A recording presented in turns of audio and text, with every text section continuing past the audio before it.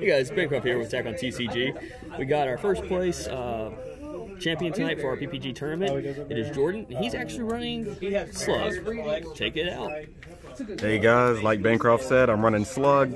I think he's an excellent leader in this meta due to the fact that he has Self-Awaken and Crit on his front side. And when he flip him over and draw 2 to awaken, he draws 1 when he attacks. And once per turn, you can drop a card from hand to make your opponent drop a card. And that's really nice for putting yourself in the proper position to win. First off, I run 2 Hidden Power East Kai. They give any card double strike if you tap 1 in combo with them. They also give 10,000 when you combo to help get attacks across. They're excellent with my leader and a few other cards to get double strike crit, to deal as much damage as possible and take cards out of my opponent's hand. Also run 2 Awakening Talent Pans. First off, they're solid because they're blue cards. One of easy self-awaken alongside my leader for games where I want to control the pace. Also run 2 Burnish Bonds Borgos. He's nice mainly because he's blue and lets me draw a card. The effect of keeping my opponent from untapping energy doesn't really come to play that much in this meta, but overall the card did pretty solid. Finally, for the star of the game, or for the majority of my games, was Wings, the morale booster. He's a really solid 1-drop. He lowers the cost of all Slug's army by 1 to help me get out as many Slug's army as possible. He also has barrier to protect from negative effects or leaders popping him. I run 3 Lord Slug Return to Form. One of the best searchers out there. For 2 energy or 1 if Slug's on the field. If Wings is on the field, I can play him and search any Slug's army from out my deck. I run 3 Zween, the Loyal. He's a pretty solid blocker, but the best thing about him is that he plays for free, and that's really solid when I'm running low on energy and need a form of defense. I run 4 Donek Warrior and Gila. This is a really solid offensive card because he has critical. He's a 15k, comes out for 2 when Wings is on the board, and every time I swing, if there's another Slug army on the field beside him, he forces my opponent to drop a card from hand. And this card alone helped me win a pretty tough matchup that I probably shouldn't have against Bulma Height of Mastery.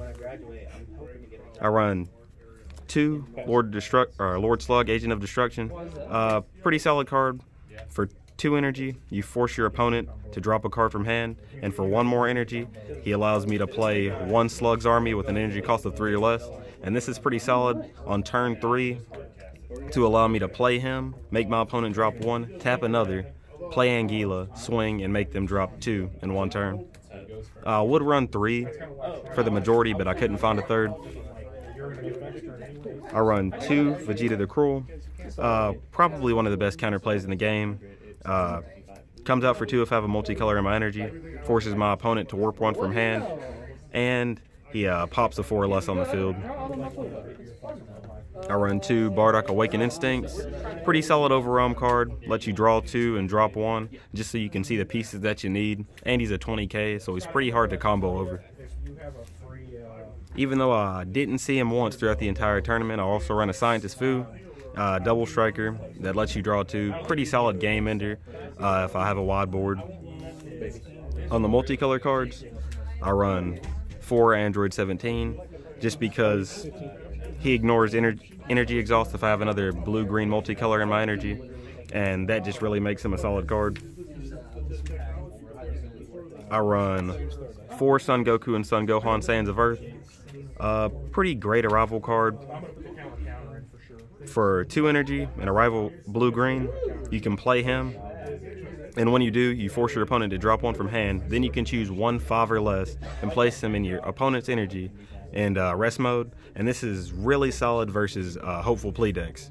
When they bring their Hopeful Plea or Beerus out to play the Hopeful Plea after they awaken, you can combo 2 cards and pay 2 to put that card in energy and stop their turn completely. To go alongside the Son Goku, Son Gohan, I run Ultra Instinct Son Goku. This card's great for board clearance and for ending the game, just because he can't be comboed against. So in the case of your opponent not having a negate, no matter how many cards they have in hand, they're basically useless against this guy. and he's won me a pretty good amount of games. I run 4 super combos. I mainly run this one just because I couldn't find 4 copies of Pegasus Tom, and he does the job fine. I run 3 Bean. They're both good offensive and defensive cards. They allow me to extend my plays on turn 2 and 3 and defend myself in case I think my opponent has a chance of wiping me out. I run 3 Shock and Death Balls.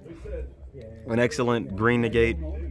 Pops a 2-drop after you negate, and you can activate it by taking a life whenever you have 5 or more cards in drop. And lastly, I run 2 Hidden Potentials.